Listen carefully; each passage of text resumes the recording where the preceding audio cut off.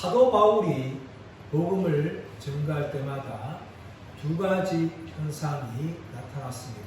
하나는 사도 바울이 전하는 복음을 듣고 믿고 구원받는 사람들입니다.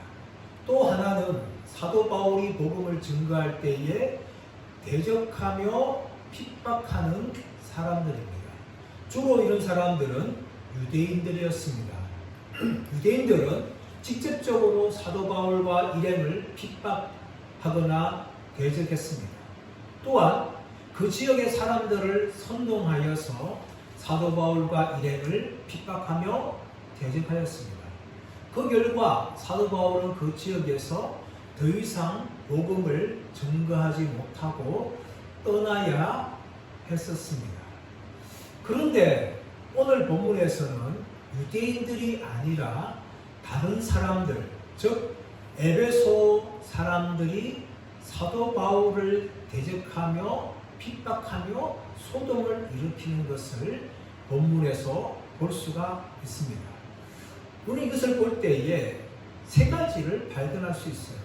하나는 무엇인가 하면 우리가 하나님 나라의 복음을 증거하거나 이 하나님의 백성으로 온전하게 살아갈 때에 언제나 핍박과 대적은 있다는 것입니다. 또 하나는 이런 대적과 핍박은 어느 지역마다 다 있을 수 있다는 것입니다. 그리고 세 번째는 이런 핍박과 대적은 다양한 사람들에 의해서 있을 수 있다는 것입니다.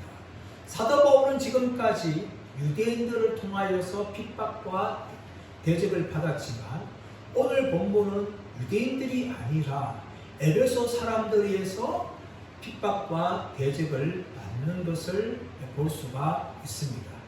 에베소 시는 아주 큰 도시였습니다. 이 에베소 시는 소아시아의 수도 역할을 감당하였고 육로와 해로가 교차하는 교통의 중심지였고 무역의 중심지였습니다. 그뿐만 아니라 그 당시에 수리아 안디옥과 이집트의 알렉산드리아와 더불어 3대 도시를 이룰 정도로 아주 유명한 도시였고 무려 25만 명이라는 인구가 그 당시에 살았습니다.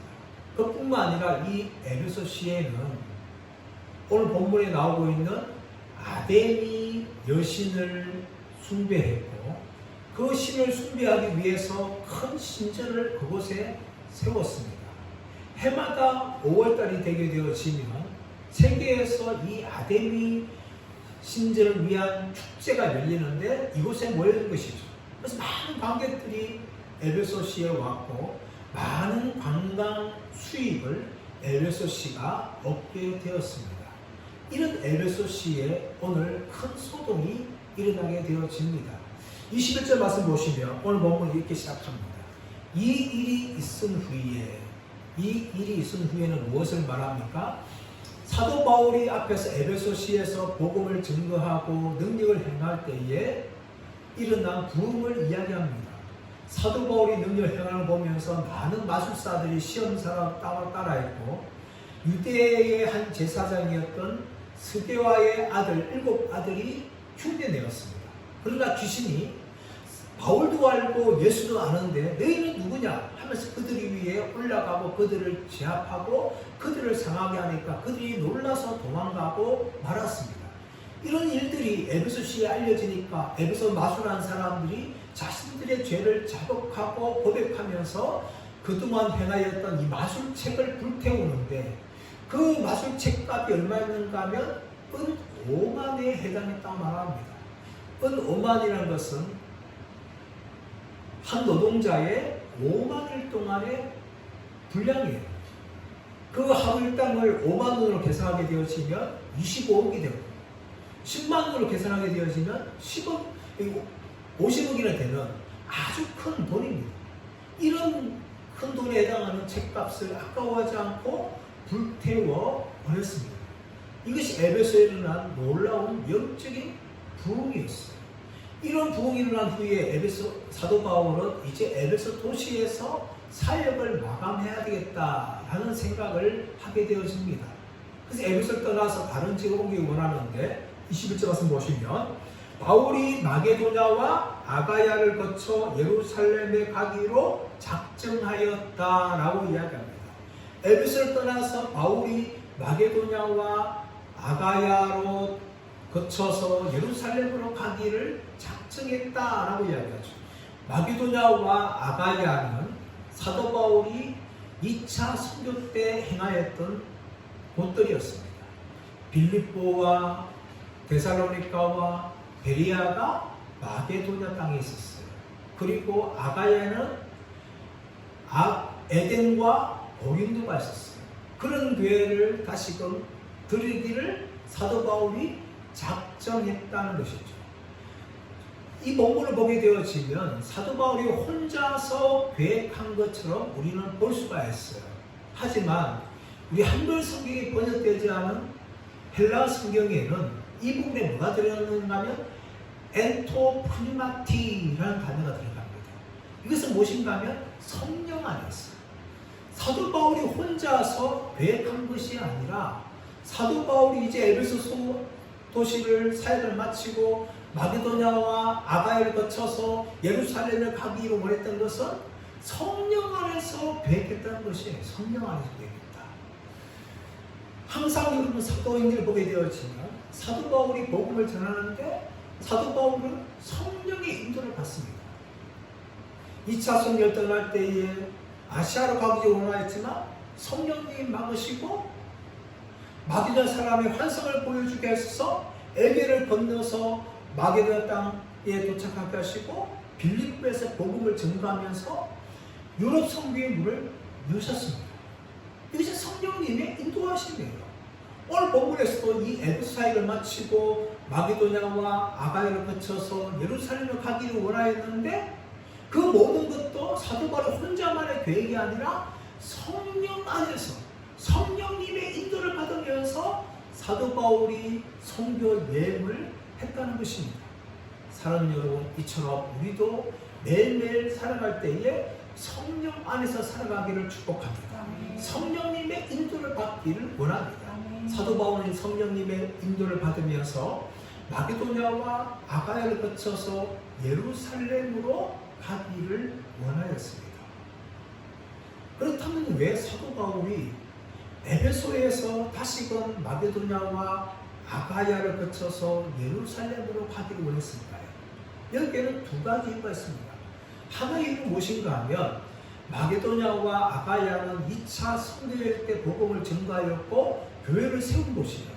그래서 사도 바울은 3차 여행을 하면서 에베소에 3년을 사역하면서 2차 선교지였던 마게도냐와 아가야에 있던 교회들을 돌아보기 위해서 그들의 믿음을 격려하기 위해서 다시금 복음으로 세우기 위해서 마게도냐와 아가야로 가기를 원했다는 것입니다. 또 한 가지 이유가 있습니다. 그 이유는 무엇인가 하면 예루살렘으로 가기면서 이것을 들렸다는 것은 예루살렘의 성도들을 위한 헌금을 모금하기 위함입니다. 예루살렘에는 기근이 일어나서 성도들이 가난 가운데 있어요. 부피방 가운데 있었어요. 그래서 같은 믿음의 형제였던 이방인의 교회들을 들려면서 예루살렘의 교회에게 전달할 헌금을 모은 것입니다. 그리고 그 헌금을 가지고 예루살렘에 가서 기근에 어려움 당하고 있는 성도들을 돕기를 원했기 때문에 마게도냐와 아가야를 거쳐서 예루살렘으로 가기를 원한 것이죠. 그때 사도 바울은 예루살렘에 도착한 후에 오늘 21절 말씀 보시면 로마도 보아야 하리라 라고 말합니다. 예루살렘 목적지가 아니라 사도 바울 공식 목적이 어딘가 하면 로마였어요. 로마까지를 가기를 원하였습니다. 로마도 보아야 하리라. 이 하리라는 것은 단순한 소망이 아닙니다. 이 하리라는 의미는 무엇인가 하면 강력한 의지를 가지고 있어요. 내가 예루살렘에 가지만 예루살렘에 머무는 것이 아니라 로마까지 내가 가기를 원한다. 그렇게 말하는 것이죠. 근데 여러분 왜 로마까지 가기 원합니까? 이미 로마는요 교회가 있었어요. 교회가 세워져 있었습니다. 사도 바울이 한 번도 가지 않았지만 이미 신자들이 곳에 있었고 교회까지 세워진 것이죠. 근데 사도 바울은 그럼에도 불구하고 로마까지 가기 원하였어요. 그 이유가 무엇인가 하면 에베소가 소아시아의 수도 역할을 해서 에베소를 통해서 소아시아 지역에 복음이 전거됐듯이 로마는 유럽의 중심이기 때문에 로마를 통해서 유럽 전체에 복음이 더욱더 확산되기를 원했던 것이죠. 그 사도 바울은 로마도 보아야 하리라 하면서 강력한 의지를 고백을 합니다. 그러면서 사도 바울은 먼저 다른 사람들을 마게도냐 땅에 보냅니다. 22절 볼까요? 22절 시작. 자기를 돕는 사람 중에서 디모데와 에라스도 두 사람을 마게도냐로 보내고 자기는 아시아에 얼마 동안 더 있으니라 라고 이야기합니다. 자기를 돕는 사람은 하인을 말하는 것이 아니에요. 사도 바울의 동역자들을 말합니다. 동역자들 중에서 디모데와 에라스도를 먼저 마게도냐를 보내려서 사도 바울이 도착하기 전에 분위기를 조성하는 것이죠. 또 먼저 교회를 격려하고 돌아보는 것이죠. 그를 위해서 디모데와 에라스도를 보낸 후에 자신은 좀 더 이 에베소서에 더 머물러 있었습니다. 얼마를 머물지 모르겠지만 머물러 있는 때에 뜻하지 않은 일이 발생하죠. 자, 23절 시작. 그때쯤 되어 이 도로 말미암아 적지 않은 소동이 있었으니, 이제 이 에베소에서 큰 소동이 일어나는데 이 소동이 일어난 때를 이야기하는 언제입니까? 그때쯤 되어 사도 바울이 디모데와 에라스도를 먼저 마게도냐에 보낸 후에 홀로 남아있을 그때에 소동이 일어난 이유가 뭐라고요? 23절 말씀 보시면 이 도로 말미암아, 이 도로 말미암아. 그리고 사도행전에는 그리스도의 복음에 대해서 도라고 해요. 도, 호도스, 길이죠, 길. 예수님의 복음이 뭐라고 하면 길이라는 거예요, 길. 그럼 길이 왜 중요해요? 어떤 목적지에 가기 위해서는 길을 통과하지 않고서는 갈 수 없기 때문에 길은 중요하죠. 땅으로 가게 되어지면 육로라는 길을 걷게 됩니다. 바다로 가게 되어지면 배가 해로 바다에 있는 길을 통해서 가게 되어지죠. 하늘을 통해 가게 되어지면 항로, 하늘에 있는 길을 통해서 가야 목적지에 갈 수가 있는 거예요. 그것이 길이에요. 그렇다면 왜 사도행전에서 그리스도의 복음을 길이라고 이야기합니까?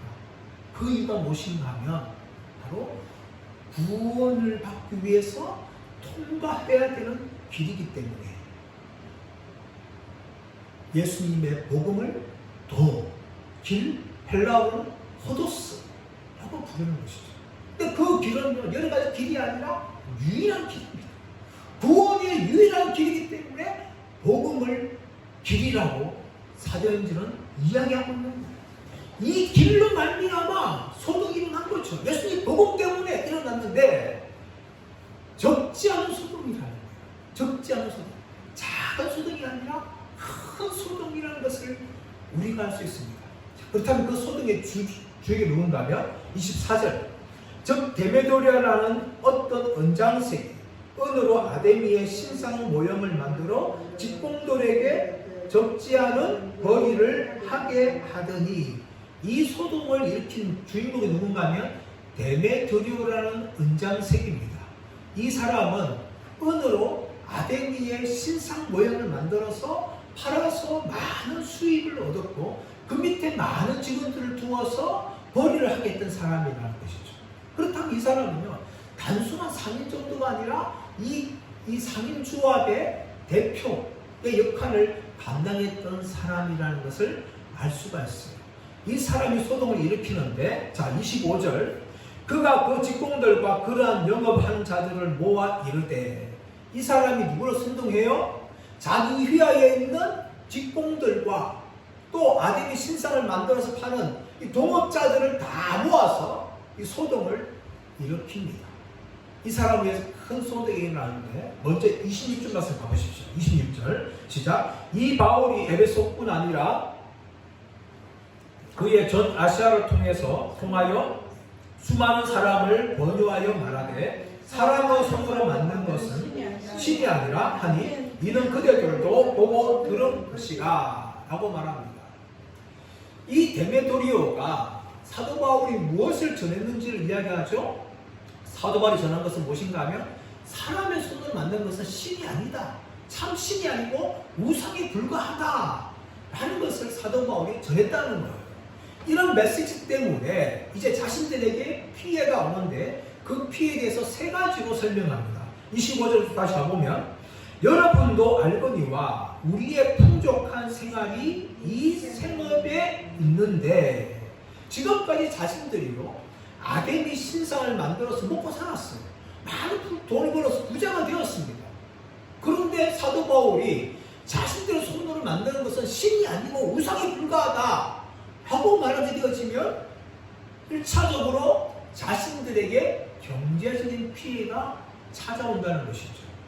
또 한 가지 무엇인가 하면 27절 말씀 보시면 우리의 이 영업이 천하여질 위험이 있을 뿐 아니라 자신들에게 경제적인 피해도 뿐만 아니라 명예에도 손해가 온다는 거예요.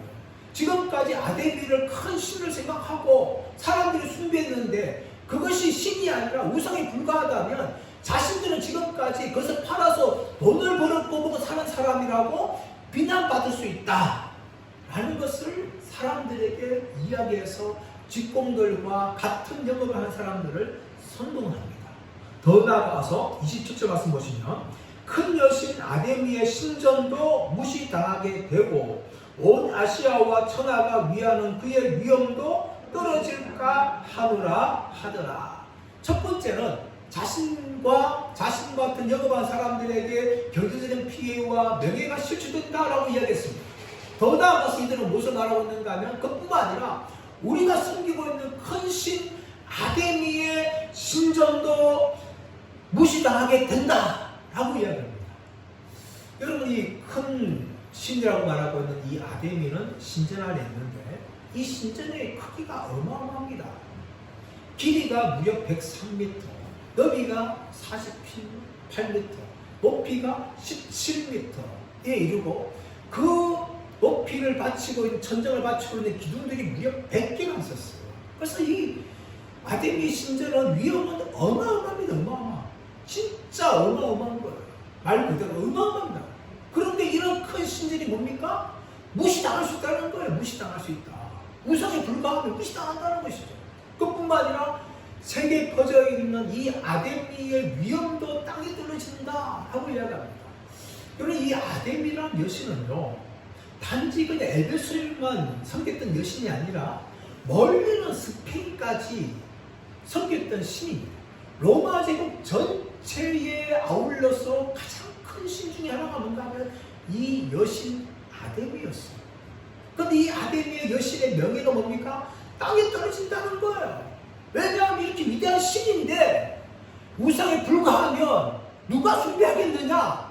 그렇게 이 데메드리오가 사람들 중에 특별히 누굽니까? 직공들과 같은 영업을 하는 사람들을 선동하니까 이 사람들이 뭡니까? 분노하는 거죠. 자, 28절 시작. 그들이 이 말을 듣고 분노가 가득하여 외쳐 이르되 크다 에베소 사람의 아들이여 하니 그들이 이 말을 듣고 어떻게 합니까? 분노했다.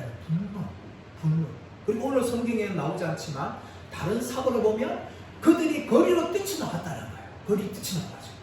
뛰쳐나가서 어떻게 합니까? 큰 소리로 크다 에베소 사람의 아데미여 하면서 막 외치는 거예요. 이것은 아데미 신을 찬양할 때 쓰는 건데 그런 구호를 지금 막 외칩니다. 여러분. 거리를 다니면서 그러자 여러분 이런 소동이요 이런 아데미 여신의 신상과 신전을 만드는 사람들 모형을 만드는 사람들에게 그치는 것이 아니라 온 에베소 시내에 퍼져나갑니다. 자 29절 보시면 초반에 보시면 온 시내가 요란하여 에베소 시내 전체가 이 소동에 휩싸이는 거죠. 휩싸여가지고 이제 어떻게 합니까? 그들이 29절 계속 보시면 바울과 같이 다니는 마게도냐 사람 가리오와 아리수다고를 붙들어 일제히 연극장으로 달려 들어가는지라. 이 사람 에베소 사람 전체가 막 흥분하고 분노하는 거예요. 분노하면서 크다 에베소 사람의 아데미여라고 외치면서 막 분노하면서 바울을 찾아니까 바울이 안 보이는 거예요. 그런 어떻게 누굴 하는 거예요? 바울과 같이 다니던 가이오와 아리수다고를 붙들었어. 연극장으로 일제히 달려 들어갔다라고 이야기합니다. 이 연극장은 단순한 작은 연극 무대를 말하는 것이 아니라 무려 2만 5천 명이 모이는 큰 원희극장 같은 거예요. 그런 원희극장에 2만 5천 명이 모이는 곳에 이 가이오가 아리스토를 붙잡아서 막 달려가는 거예요. 달려 들어갔다라고 얘기하고 있죠. 이 달려 들어갔다라는 단어가요, 헬라어로 호르마오라는 단어입니다. 이 단어는 어디에 사용됐는가 하면 공간복음에서 보게 되어지면 예수님께서 그라사 방인을 자유케 할 때에, 귀신을 쫓아낼 때에 그 귀신들이 어디로 들어가는가 하면 2,000마리가 되는 돼지떼로 들어갑니다. 그러자 이 돼지떼가 어떻게 합니까? 날뛰면서 바다 가운데로 달려 들어가서 몰살하는 장면이 기록되어 있습니다. 그것을 이야기하는 거예요.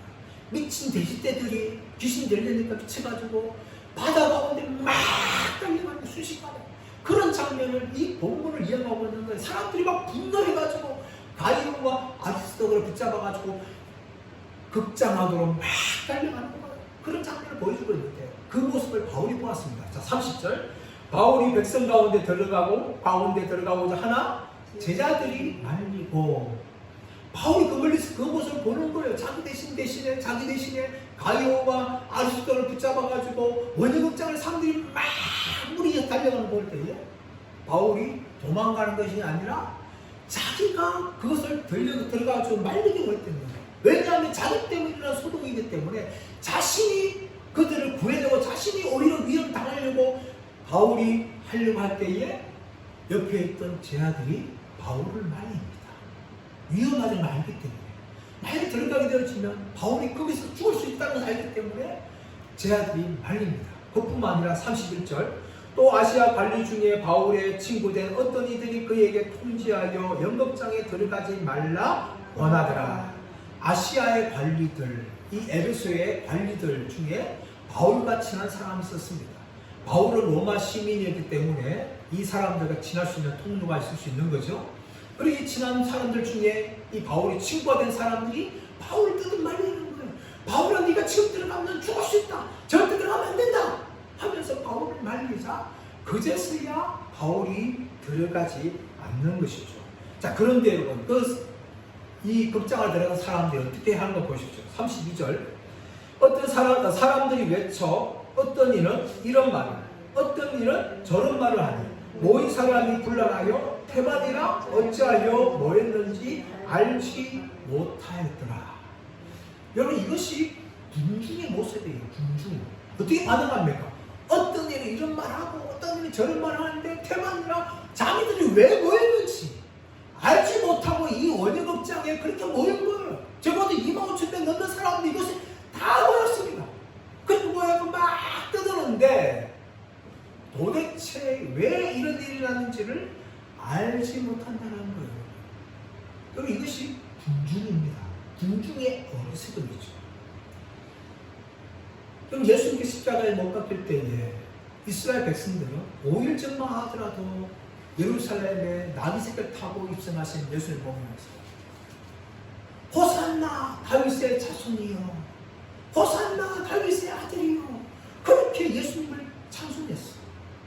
그랬던 이스라엘 백성들이 5일 만에 빌라다 앞에서 십자가에 못 박으소서, 십자가에 못 박으소서, 그렇게 일순간에 바뀌었습니다. 여러분, 이것이 군중이에요. 군중은 얼마나 이 분위기에 휩싸여서 바뀐 줄을 모릅니다. 여러분, 이것이 과거나 오늘날에도 여전히 반복되고 있는 군중들의 어리석음입니다. 공산주의가 어떻게 한때 세계의 절반을 차지했습니까? 스탈린이나 마오쩌둥의 선동에 의해서 그렇게 공산주의에 들었어요. 세계 제1차 대전이 왜 일어났습니까? 히틀러나 무솔리니의 선동에 의해서 파시즘이 되었고, 그 파시즘 때문에 세계 제1차 대전이 일어난 거예요. 이것이 군중의 어리석음입니다. 오늘 본문에서도 이들이 모였는데 절망이라 왜 모였는지 알지 못하고 큰 소리로 크다, 에베소 사람들 것을 보여주고 있습니다.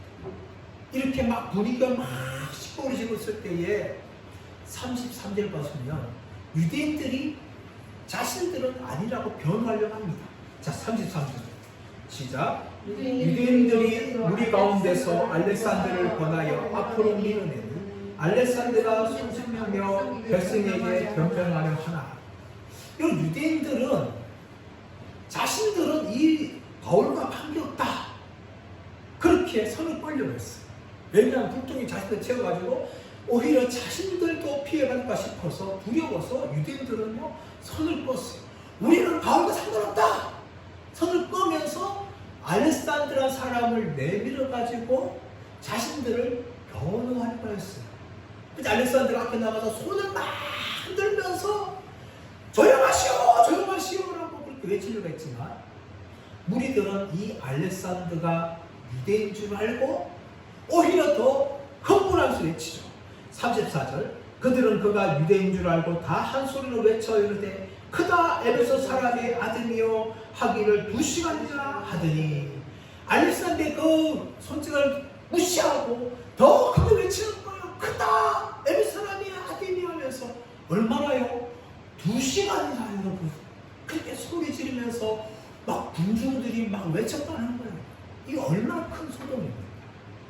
이 소동이 정말 극에 달하고 있을 때에 한 사람이 나서서 이 소동을 잠잠케 합니다.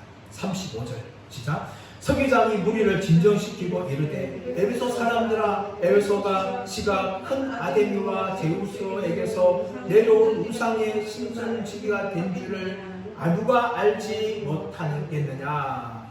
이 서기장이 나섭니다. 이 서기장은 에베소시의 아주 최고위직 관리입니다.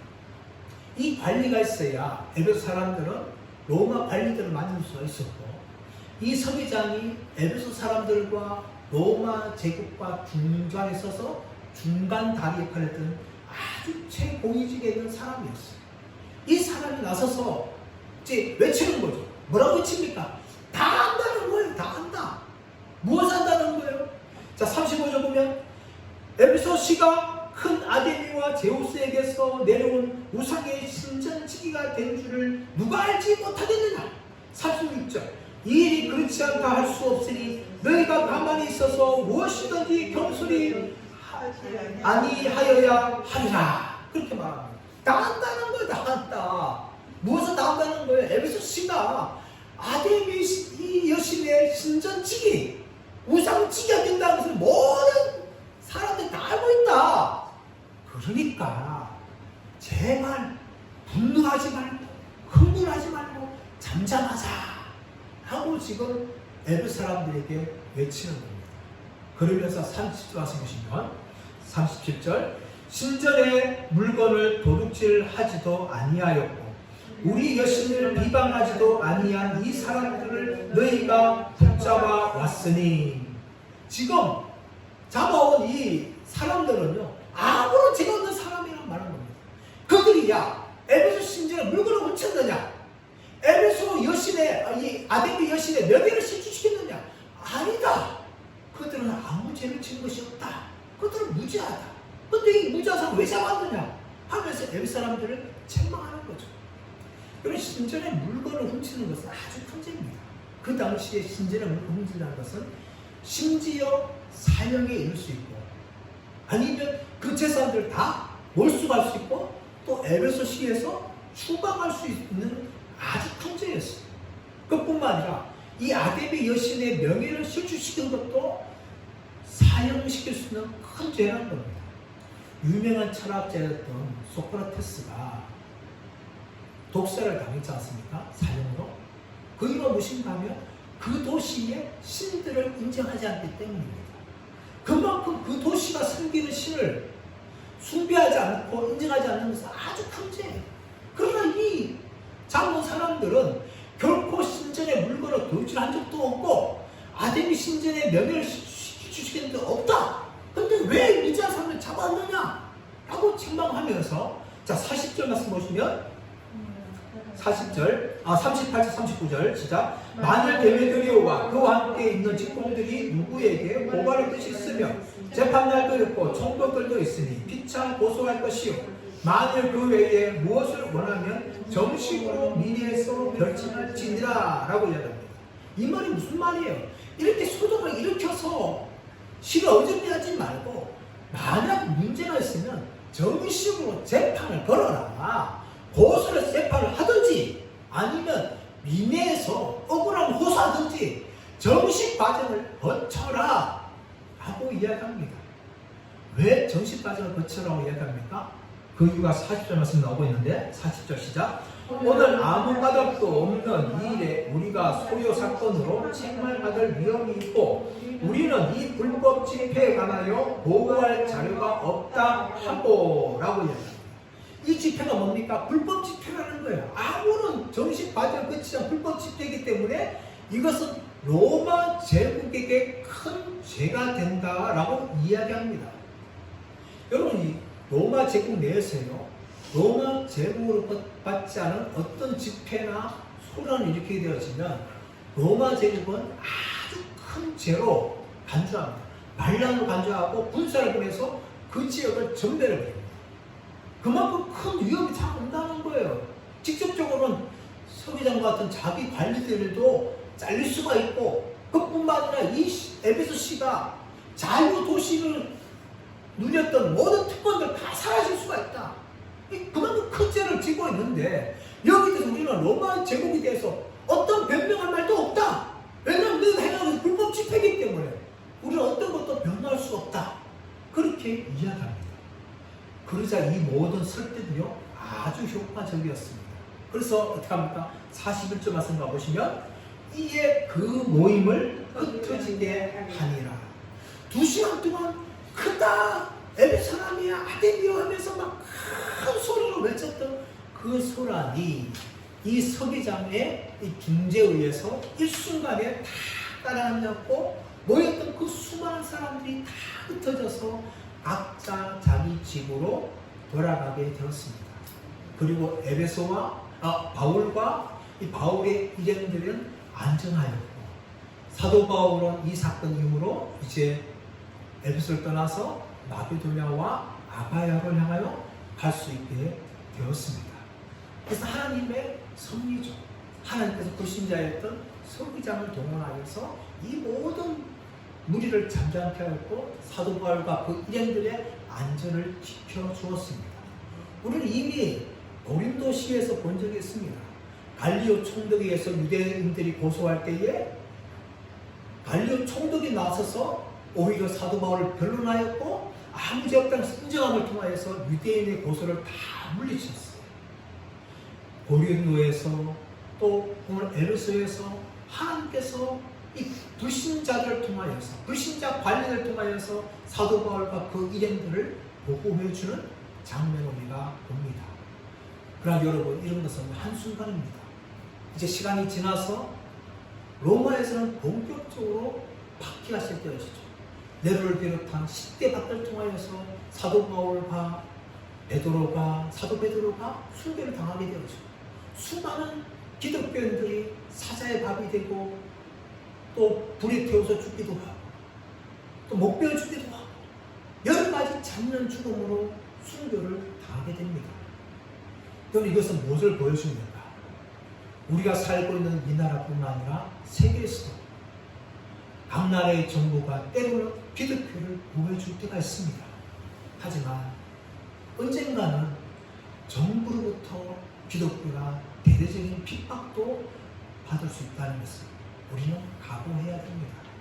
지금은 평안하고 지금은 안전한다 할지라도 언젠가는 그때가 올 수가 있습니다.